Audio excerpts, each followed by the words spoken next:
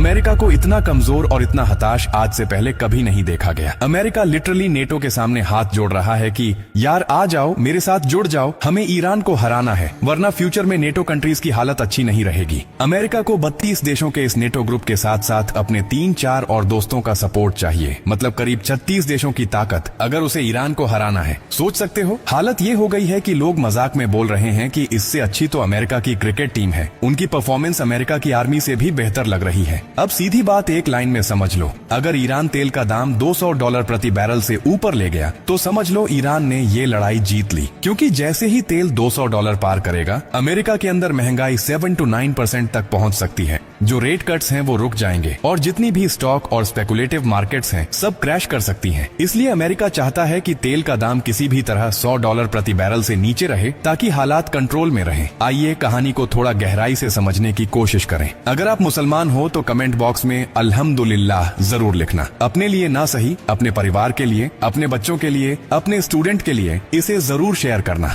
Iran अब ये कह रहा है कि ठीक है, जिसको भी तेल ले जाना है ले जाओ भाई, कंटेनर सीधा स्ट्रेट ऑफ हॉर्मुज से ले जाओ जहां पर मैं बैठा हूं, लेकिन मैं सिर्फ उन्हीं कंटेनर्स को जाने दूंगा जिनकी पेमेंट युआन में हुई होगी, यानी चाइनीज करेंसी में। जिन कंटेनर्स की पेमेंट, ऑयल की पेमेंट अगर यूएस डॉलर में हुई है तो मैं उन कंटेनर्स को जाने नहीं दूंगा। अब ये बहुत बड़ी बात है और मैं आपको पूरा गेम समझाता हूँ कि आखिर मामला है क्या। देखो, फिजिकली क्या है कि दुनिया में जो ऑयल है वो डॉलर में बिकता है। अब ये सिस्टम आया कब, किसने बनाया? हुआ क्या कि अमेरिका 1971 तक उतना ही डॉलर प्रिंट करता था जितना उसके पास गोल्ड रिजर्व था, लेकिन उसी टाइम वो वियतनाम वॉर लड़ रहा था और आगे भी लड़ाइयां लड़नी थी, तो उसे ज्यादा डॉलर चाहिए था। तो उसने 1971 में गोल्ड स्टैंडर्ड खत्म कर दिया। अब सवाल उठा कि अगर डॉलर गोल्ड से जुड़ा नहीं है तो लोग इसे रिजर्व में क्यों रखेंगे? फिर 1974 में अमेरिका गया सऊदी अरब के किंग फैसल के पास, उनसे बोला आप अपना सारा तेल डॉलर में बेचो।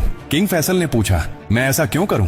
तो अमेरिका ने कहा हम आपको टेक्नोलॉजी देंगे और दुनिया की सबसे बड़ी आर्मी की सुरक्षा देंगे, कोई आप पर उंगली नहीं उठा पाएगा। किंग फैसल मान गए। फिर अमेरिका ने बोला आपको जो एक्स्ट्रा डॉलर मिलेगा उसे वापस हमारी ट्रेजरी में इन्वेस्ट कर देना, हम आपको उस पर यील्ड देंगे। बस वहीं से गेम शुरू हुआ और तब से आज तक दुनिया में तेल डॉलर में बिकता है। अब इसका फायदा क्या है? फायदा ये है कि जब पूरी दुनिया को तेल खरीदना है तो हर देश को डॉलर चाहिए। सारे सेंट्रल बैंक डॉलर जमा करते रहते हैं और अमेरिका क्या करता है, वो अनलिमिटेड डॉलर प्रिंट करता है, क्योंकि डिमांड हमेशा बनी रहती है। और अगर किसी देश को कंट्रोल करना हो तो अमेरिका उस पर सैंक्शन लगा देता है, बोलता है तुम डॉलर सिस्टम यूज नहीं कर सकते। वो देश स्विफ्ट नेटवर्क भी यूज नहीं कर पाता और फिर वो घुटने टेक देता है। अगर ईरान इसी रास्ते पर 1 साल तक टिका रहा और सफल हो गया तो अमेरिका की सुपर पावर वाली पकड़ खत्म हो जाएगी, क्योंकि तेल का खेल आज भी डॉलर पर टिका है और अगर पेमेंट दूसरी करेंसी में होने लगी तो डॉलर की मांग घटेगी और अमेरिका का दबदबा भी खत्म हो जाएगा। यही सीधी सी गणित है और इसी चीज और मैथमेटिक को जानते हुए अमेरिका अब बौखला गया है। अब अमेरिका पूरी कोशिश कर रहा है और ईरान उसका काउंटर कर रहा है। सबसे पहले अमेरिका के प्रेसिडेंट डोनाल्ड ट्रंप ने कहा कि हम Japan, south Korea, France, UK और अमेरिका अपनी अपनी नेवी शिप्स भेजेंगे और जो जहाज फंसे हुए हैं उन्हें सिक्योरिटी देकर बाहर निकालेंगे। लेकिन असलियत ये है कि किसी भी देश ने इसे कंफर्म नहीं किया, बस ट्रंप ने ट्वीट कर दिया। सिर्फ फ्रांस ने थोड़ा सपोर्ट दिखाया, लेकिन उसने भी पहले ईरान से बात करने की कोशिश की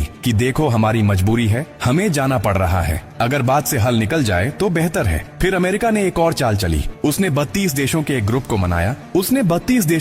को मनाया जिनके पास करीब 1.2 बिलियन बैरल तेल का रिजर्व है। प्लान था कि मार्केट में 400 मिलियन बैरल तेल रिलीज किया जाए ताकि दाम नीचे आए, लेकिन इसका भी कोई खास असर नहीं पड़ा। तेल का दाम आज भी करीब $103 प्रति बैरल पर खुला। इसके बाद अमेरिका ने सऊदी अरेबिया से कहा कि वो पाइपलाइन के जरिए रेड सी की तरफ से तेल निकाल लें। लेकिन यहाँ भी एक बड़ी समस्या है, बाब अल मंदेब स्ट्रेट, जहाँ हाउथीज का कंट्रोल है और वो ईरान के करीबी माने जाते हैं। खबर ये है कि वो ईरान का सपोर्ट कर सकते हैं और इस रास्ते से भी तेल की सप्लाई रोक सकते हैं। अब समझो गेम, दुनिया का करीब 20% तेल स्ट्रेट ऑफ हॉर्मुज से आता है और करीब 6% बाब अल मंदेब से, मतलब कुल 26% ग्लोबल तेल सप्लाई खतरे में आ सकती है। यही वजह है कि तेल के दाम लगातार बढ़ रहे हैं और अमेरिका इस लड़ाई में कमजोर पड़ता दिख रहा है। इसलिए वो बार बार नेटो और दूसरे देशों से मदद की गुहार लगा रहा है कि भाई मेरे साथ आ जाओ। वीडियो में कुछ नया जानने को मिला हो तो इसे एक लाइक और शेयर करना ना भूलें।